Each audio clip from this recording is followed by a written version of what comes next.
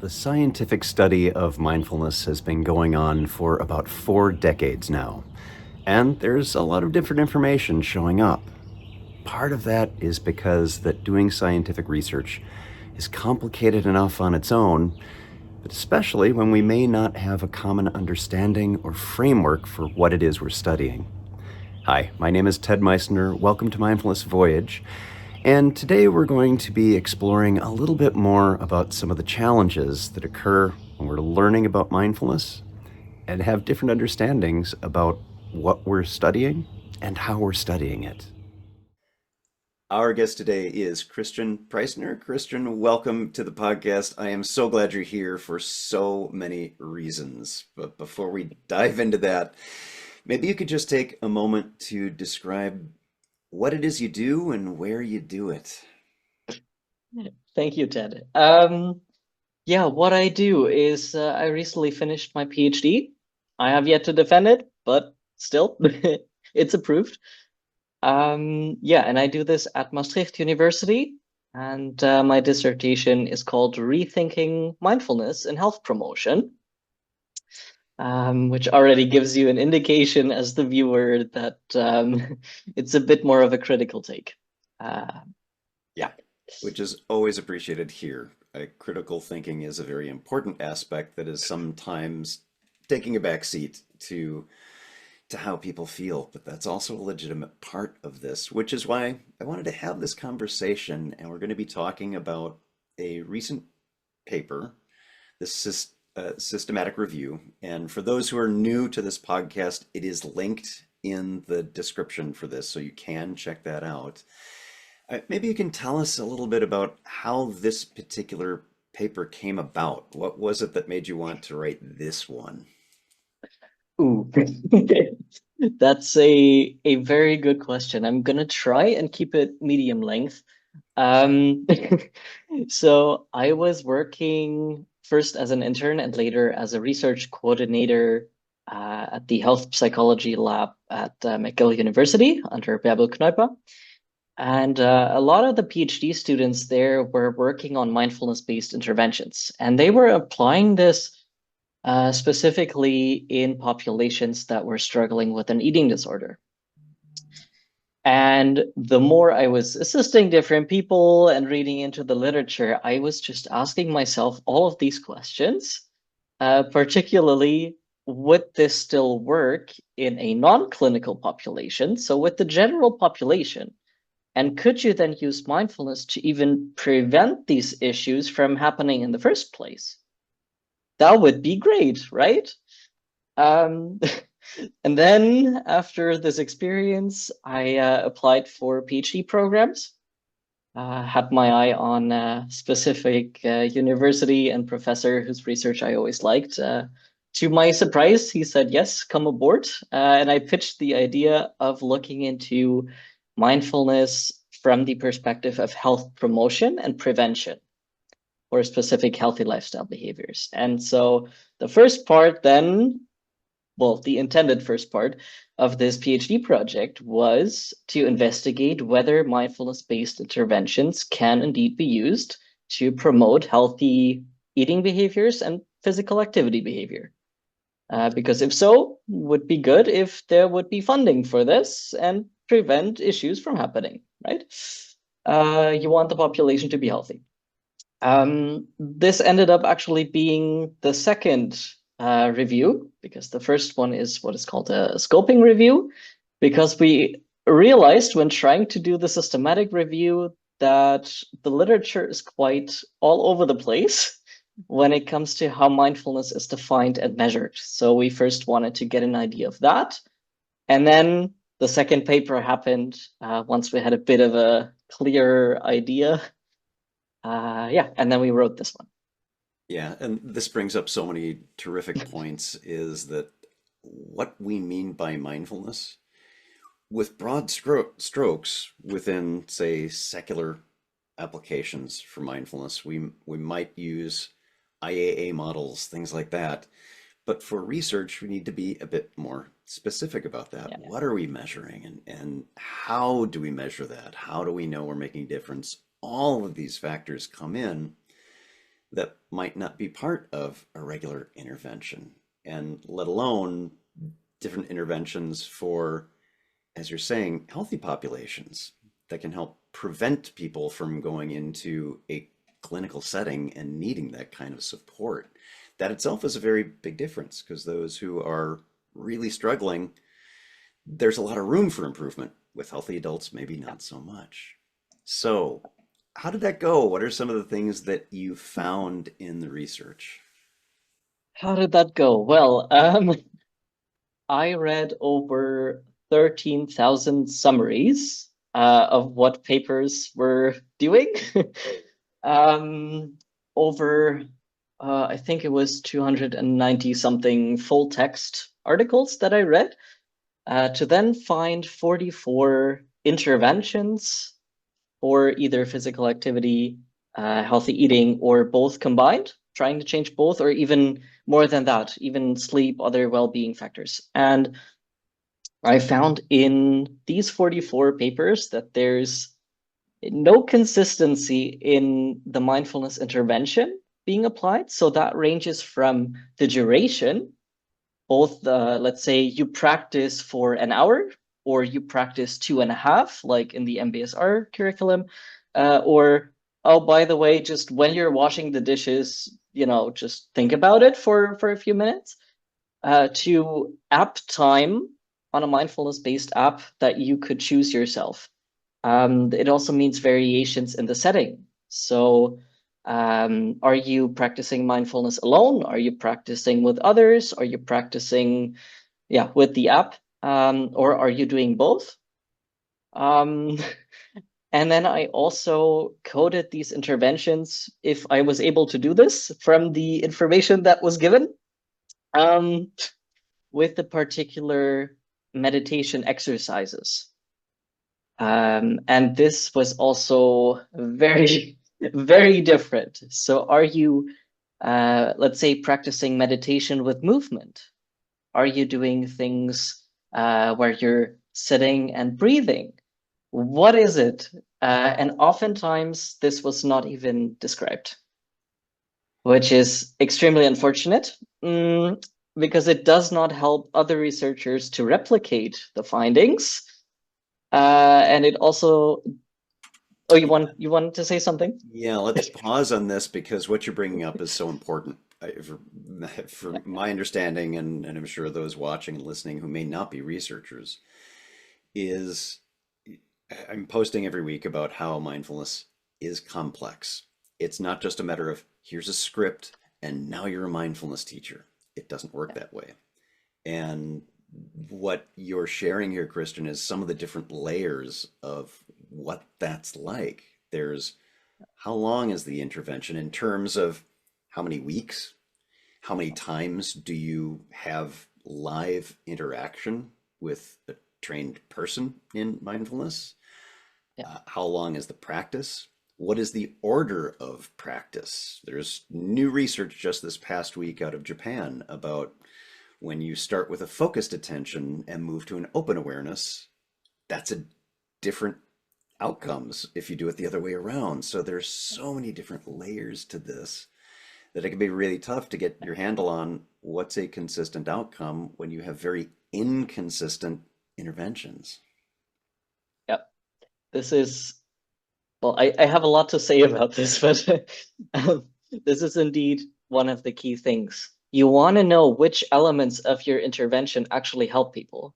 Because at the end of the day, resources, being time and money, are limited. So if you wanted to take these interventions on a broader scale to prevent issues in the general population, you need to know which key elements, which exercises, and to which extent help people. And if you're doing, let's say, this one, and then that one, and then that one, and then that one, all together, but you're not describing the order, or you're not measuring at all, or not in between these very different meditation types and instructions, and also informal versus formal meditation. So for those that might not know, whether you're sitting down at a dedicated time and are practicing, or if you're applying it in everyday life, taking a moment to check back in. Very different. And if you're not measuring this, then how do you know what works? You don't. Um, and the second thing I wanted to mention is that the systematic review I did, it specifically excluded structured clinical MBSR. Yeah. So because my aim was to see how is mindfulness being applied, this umbrella. So people claim mindfulness works great, but in reality, they don't do mindfulness. If you look at the content, right? So the idea was, what if I exclude protocols that have really set guidelines for how long is my intervention, which exercises, who's the kind of trainer? If you exclude all of this, how is it being done? Yeah. Yeah. Yeah, and that's huge because it's a program that has been studied for 4 decades and has some good research behind it and some not good research behind it as well. There's always that Yep. mix. Yep. And how does that compare with non-standardized? I think the phrase that you have in there. Yeah. Okay, so what did you find? Because that's very important, is the mishmash and the Yeah. structured. What showed up? I found that the majority of interventions did not have any positive effect for changing healthy lifestyle behaviors. So that is energy intake, that is like a general healthy diet, that is fruit and vegetable intake, for example, or low level intensity physical activity. So that's like walking, for example, or moderate nor mixed levels. If you compare it, especially to other interventions that were being done, it was not superior for changing lifestyle behaviors. And interestingly, there was even one paper where the physical activity went down in the mindfulness condition. But even more concerning is the study quality. So there's not just variation in how things are applied and how they are reported, but also there's really big problems with people, for example, specifying the measurement instrument that they used. Uh, there's issues with blinding procedures. So did the people know what they were assigned to? Did the people analyzing know what a person was assigned to? Did the people participating know what they were participating in? And the list goes on and on and on. Specific focus on how representative were the people that were recruited. And this is one of my biggest pet peeves of all time. Unfortunately, the reporting of participant characteristics. And by that, I don't just mean age, gender, educational status, but I mean, if you're using this intervention to change a health behavior, what motivation did the people have to change their behavior in the first place? And did they know about mindfulness ahead of time? Because the people you will catch with an advert of like, we're trying this like meditation based or acceptance based, it's people that already have some kind of mindfulness experience or interest, or a really big interest in changing their behavior. And an intervention that works for them may not work for somebody who says, I do not give a shit. Excuse my language, but yeah, somebody who does not want to change. Yeah, that's the best way to put it. And this makes Yeah, a difference because that brings in confirmation bias. yeah, In so many ways, confirmation bias yeah, from the participant. Oh, I'm doing this thing. I put in all this effort. Why, yes, I'm better. And also from the part, as you're mentioning, not blinded. The researchers are receiving the stuff they know who it's from. There's confirmation bias there. And it doesn't have to be an intentional choice about, I'm going to skew these results. It doesn't have to be that. It's no, simply being no, human and having particular implicit biases that exist as humans. That's what the scientific method is supposed to help us with. Now, with no. challenges around research, there always financial challenges. It can be really expensive to load people into an fMRI machine every single time you want to do research that can't. We know that there are limitations around that.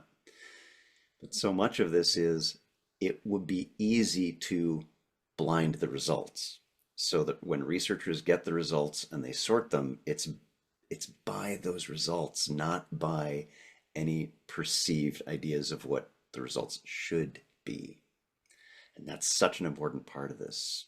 So one of the things I'm really curious for you is there are implications to what you found with non-standardized programs. So it's all over the board. It's lots of different kinds of stuff. And what you're finding is not so effective. What are some implications of that about what might be effective? Because we know there's research around effective mindfulness programs. What does that look like to you? Because I'm sure you've been thinking about that too. I have a lot of thoughts on this, and I don't think it will fit into one podcast episode. So on the one hand, you want to standardize a protocol as much as possible. And that means from the get-go, before you even do your study, be extremely clear on which specific mindfulness interventions, like meditation exercises or instructions you are giving, who is training these participants, how are you gonna then measure this, and how are you even defining mindfulness in the first place? And all of these factors are so interconnected that even though if I say like, oh yes, use standardized protocols, there's a lot behind this. And even within a standardized protocol, um, you you to date, I don't think you truly know which specific elements, if I may be that critical of MBSR, are the key things because it's not been completely disentangled and put into separate interventions of like this person gets this exercise by itself, this person gets this exercise plus this component. I do not think it has been separated. So even though I might say, yeah, use a more structured curriculum, we don't even know if that is more effective and which elements are effective. So yeah. Yeah, each one of these individual layers and factors that have a definite influence on outcomes for participants, even just looking at that, it's not just one thing because each person is unique and what their life's experiences are unique. So while we might see a kind of bell curve on general feelings about major depressive episodes, for example, and their recurrence, if we're just measuring that, again, there's going to be a great deal of variability with those outcomes. Yeah, this actually brings up a really interesting point that is in part 3 of my dissertation, which is the individual differences. So with which characteristics do people even show up at your intervention? And this ranges not just from having more ability naturally to pay attention to things or to be accepting of experiences. That's one thing. And then there's also what, coming from health behavior change and health promotion, there's lots of theories that we use to change a health behavior, and people come with different beliefs about adopting mindfulness practice or about the health behavior they are looking to change. They come with different motivation. They come with different risk perception of, let's say, I'm doing this thing. I know it's not good. Like I really need a change. They have a really high risk perception of certain bad consequences, and other people just don't have it, and they don't perceive themselves to be susceptible to certain health problems. And you have people coming with very set intentions of, yes, I am going to change my behavior. And there's even different kinds of planning. So I have made a plan to go to this program to change something. And then there's even a step further where people say, I have not just made the plan to go, but also I have made a plan to change something. And then there's even a step further where people say, I have not just made the plan to go, but also I have made a plan to change something. of what happens if I cannot stick to my plan. Um, yeah. So people come with these starting points, and that is going to be so different, per intervention context, again, clinical versus like general population. And this is not being talked about in the mindfulness literature enough, I believe. Yeah. And Um, I'd add in one additional factor to this is that Please. during an intervention, however long that is, life happens.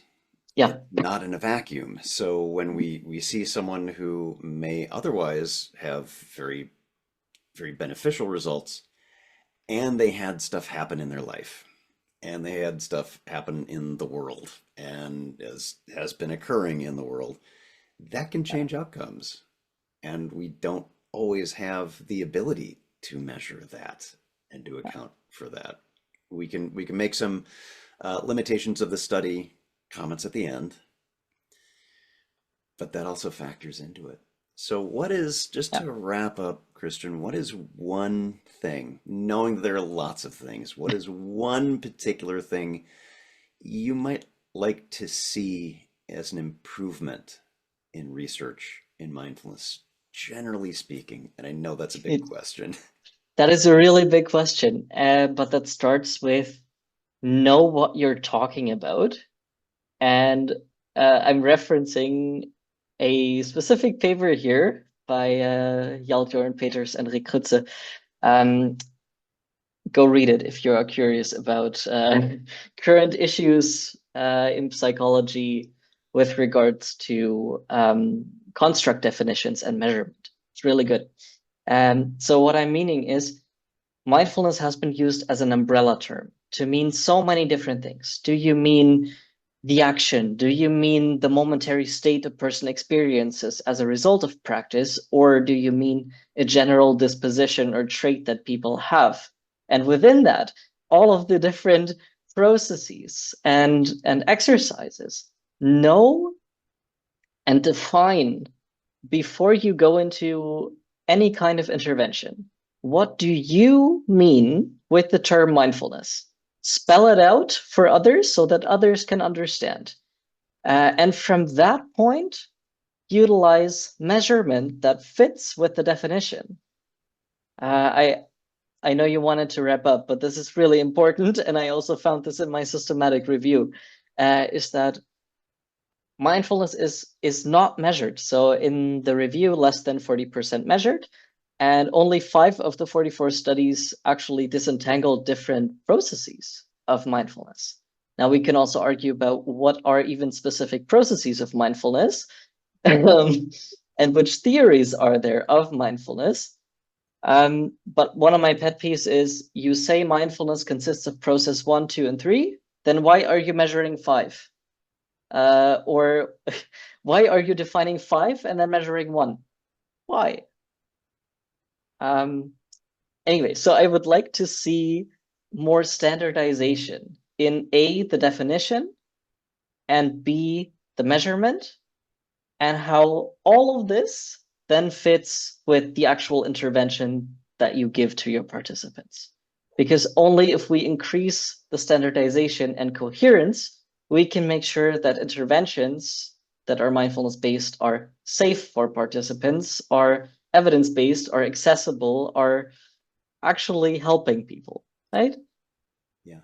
Yeah, and when we're talking about standardization, what we're not saying is the one and true only program. It's not that. No, It's more no, the elements and how they tie together. And yeah, this is part of, in the same way that our understanding of mindfulness is evolving rapidly, I would yeah, say a punctuated equilibrium kind of yeah, evolution.